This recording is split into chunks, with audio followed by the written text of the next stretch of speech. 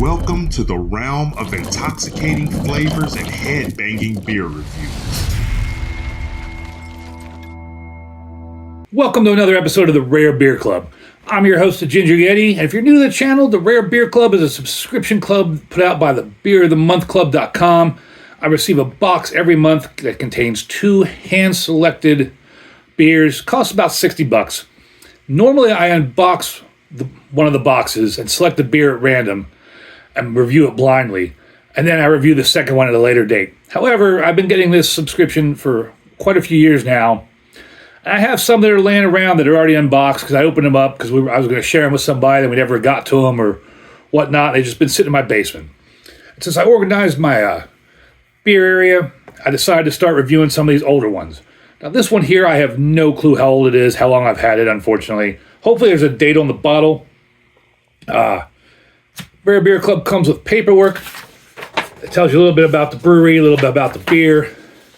And this is the Lost Abbey from San Marcos, California. It's their Faith and Obedience. Big bomber bottle, because they were always the big bomber bottles. It's a blend of fresh and Heaven Hill Bourbon Barrel aged Imperial Stouts. Comes in at 11.5%. And there's some writing on the back here in tiny writing. Imagine being called by your maker in a test of faith and obedience. Mind you, this is not a simple test. No, it is the supreme example of divine judgment being handed down on the world, and your faith will not only save your family, but all of mankind. Step 1, build a massive ark. Step 2, call all the land animals 2 by 2. Step 3, close the doors and ride out the impending doom. Step 4, open the doors and begin the world anew. Seems simple, actually. Just a dash of faith and obedience is all your master is asking of you. We don't require as much faith and obedience in drinking this beer. The journey to this bottle is the reward, but we appreciate you putting your faith in us all the time. And while I'm looking at the label here, I do not see any date on it whatsoever. I don't understand brewers or whoever creates the labels not putting dates on their bottles, on their cans, anything like that. I mean, why wouldn't you put a date on it? But let's get into the paperwork. Like I said, it comes with this paperwork. And on this one, there's a whole big section about where the brewery kind of got its start, which was at Pizza Port. I'm going to skip over a lot of this. I always post this up on Twitter, and I link it down below in the description. So we'll get into it here. The founders and owners of Pizza Port, Gina and Vince, set up shop in Solana Beach 30 plus years ago in 1987. And Tom Arthur started working there as head brewer 10 years later. They've since opened up various additional locations, each with amazing beers and food. A native San Diegan, Tom was proud to promote his hometown as an up-and-coming center for better beer, with his own work right at the forefront of that claim. While his professional brewing career had started less than 18 months prior to joining Pizza Port, he had already worked on a beer with his former employer that brought San Diego its second gold medal ever from the Great American Beer Festival. In his ongoing efforts to promote San Diego as the great beer city, Tom worked to create many unique beers, and his ongoing experiments included revolutionary techniques of oak aging beers, incorporating fruits, herbs, and spices, along with numerous wild yeasts and microorganisms. Each of these experiments further emboldened him to try a new process, as he and the brewers of Pizza Port, Solana Beach, sought to make the most interesting beers possible. During the 8+ years that Tom was head brewer in Solana Beach, the brewery won 13 Great American Beer Festival medals, and in 2003 and 2004, Pizza Port Solana Beach was named Small Brew Pub of the Year. So what then is Lost Abbey?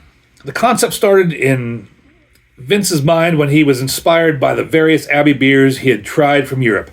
When Tom Arthur joined the crew, he started brewing beers that were Belgian and Abbey-inspired creations.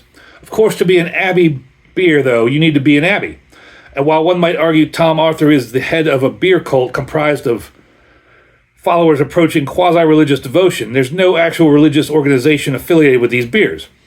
Hence, these are a line of beers inspired by Abbey and Belgian traditions, but with no actual Abbey, leading us to the Lost Abbey. Since many of Tom's most revolutionary creations fell into this loose theme, a number of the beers brewed under the Pizza Port or Port Brewing name have been moved over to their new home in the Lost Abbey lineup. And for more information about all this, you can check out the Lost Abbey and the Pizza Port. Visit their websites, lostabbey.com and pizzaport.com. There's a lot more about this on the paperwork. Like I said, I'll post it up there. Let's get into the beer. Faith and Obedience. The Lost Abbey's Faith and Obedience is a unique blend of fresh and Heaven Hill Bourbon Barrel aged Imperial Stouts, as I said. The Imperial Stout pours an opaque, deep, dark brown to black with a thick, light brown, tightly bubbled head. As it pours, the aromas already come through with pronounced cacao and coffee notes, rich, deeply charred oak, and toasty toffee. In the glass, the beer initially forms a robust cap, but then slowly fades, leaving behind a bit of sticky lacing. So let's open the beer. As I said, I'm not sure how old this beer is. I'm not sure how long I've had it. Hopefully it held up. I mean, Imperial Stout, it should. It's got one of these cap and crowns on it, or cap and cages. Don't ever point them at your eye. They do tend to blow off everywhere. See if I can open this one up, and hopefully it doesn't shoot out everywhere. But I've hit the ceiling a few times, and it wouldn't be the first time if I do it again. Sometimes these are a little rough to get out. I saw Don do this the other day, and he did a real good job at getting it open. But man, these can be tough. Hopefully this doesn't explode everywhere when I open it. There we go, some nice gun smoke. Didn't lose the cork. And it's not creeping up the bottle, so that's a good sign. I haven't made a mess yet. So let's pour it in here. Of course, that's used motor oil, midnight black. Can't see it, 40 plus. Can't see through it, I should say, 40 plus. Nice tan head. As we lean over our noses over the glass, we're rewarded with vast amounts of dark caramel and bruleed turbinado sugar.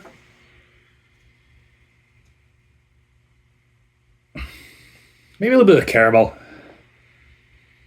The Heaven Hill Bourbon Barrels add a warming vanilla note with honey and deeper caramel aromas.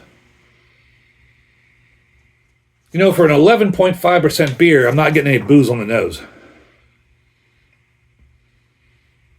As we explore further, a hint of toasted marshmallow leads us deeper into dark malts with dark dried fruit and complementing the grains and wood. Just some caramel. Maybe a subtle dark fruit, but just really a little bit of caramel. Maybe some burnt sugar. So, before I get into the mouthful, it is January 7th, 8th, 7th. One of those 2 days, I don't know. And this is a California beer. Southern California is under a massive, massive wildfire. Hundreds of thousands of people have been burnt out of their homes. Lives have been lost. I just want to say cheers to you all. Hope you all survive. Hopefully everybody out there makes it through that fire. And this beer is for you all. Cheers.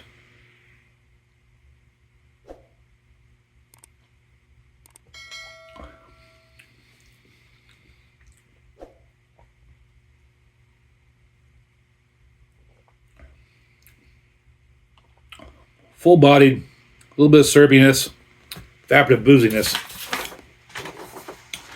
First sip reveals the aromas as a pronounced flavors with dark cacao. Yeah, I get that. Deeply toasted malts. Yeah, leading the flavor profile. The presence on the palate is round and smooth. A creamy mousse is built up by fine, tightly grouped bubbles. Yeah, that's all there. With bitterness coming from roasting of the malts as well as from the hops. Yeah, there is a slight bitterness. As it warms, more complexity comes through in the form of tannins from the Heaven Hill Bourbon Barrels, as well as their level of char. There is a little bit of woodiness to the beer. Bittersweet caramelized sugar cling to our palates with an additional layer of dried black fruit, a wisp of smoke, and subtle grain spice. At 11.5%, it doesn't present itself boozy in any way, but is approachable and enjoyable glass after glass with a long, rich finish of dark chocolate and toast. I disagree there. When I first held it up to my mouth, as the liquid was first entering my mouth, there was a little bit of like booziness that came into my mouth before the liquid itself. But after that, there's no real booziness. There's a nice woodiness. There's a nice char. A little bit of like whiskey vanilla. I don't know how old this is. This is mellow. This is smooth. This is really nice. And on this paperwork, it says serving temperature 40 to 45 degrees. I'm probably warmer than that. Get out my trusty thermometer here. 64, about 20 degrees warmer than it's supposed to be, which I think it's nice. I think it tastes real nice. And for those of you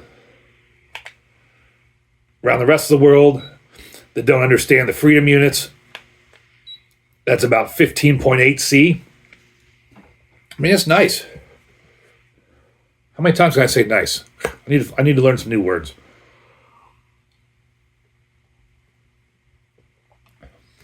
This is a really easy drinking beer. Again, I don't know how long I've aged it. Really easy drinking beer. You do know from the body and the flavors that you probably have a higher alcohol beer, but I wouldn't think this was 11.5%. Maybe 8-9%. Knowing it's a stout, might be pushing 9%, but there's no way. There's no indication whatsoever after that first initial sip that there was any sort of booze in here at all, really. This is a nice beer. Give us some big horns up. This is really well done. Wish I knew how many years I've had this sitting in my basement. I'm guessing at least since probably 2020, maybe a little longer than that. And this is a nice beer. It's aged nicely, really well done. Good job to the Lost Abbey. I hope you all think I've done a good job. Have you made it this far in the video? I know I'm very long-winded on this one, and it's been an adventure trying some of these really old beers. Well, I say really old, but older beers I've been finding in my basement. Are you enjoying the videos on these older beers? If so, let me know down below in the comments. And as always, embrace the adventure.